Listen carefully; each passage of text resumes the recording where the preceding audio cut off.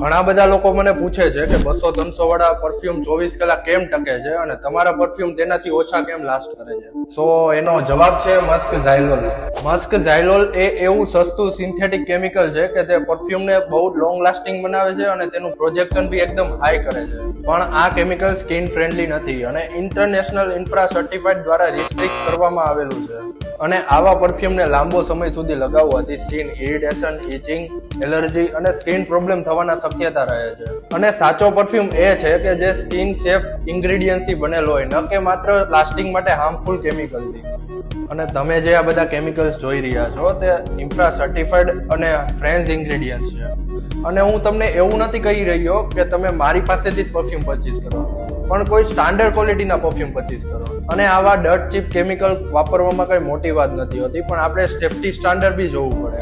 અને લક્ઝરી છે તે પરફ્યુમના લાસ્ટિંગમાં નથી હોતી બોસ. લક્ઝરી છે તે પરફ્યુમના ઇન્ગ્રેડિયન્ટ્સમાં હોય છે.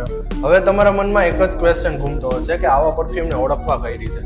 કોઈ બી પરફ્યુમ તમારી ત્વચા ઉપર એટલે કે સ્કિન ઉપર લગાવો છો ત્યારે બર્નિંગ ફીલ એટલે કે બળતરા થવી, હેડેક અથવા તો રેડનેસ જેવી ફીલ થાય તો ક્લિયર સાઇન છે બોસ કે આ પરફ્યુમ સ્કિન ફ્રેન્ડલી નથી.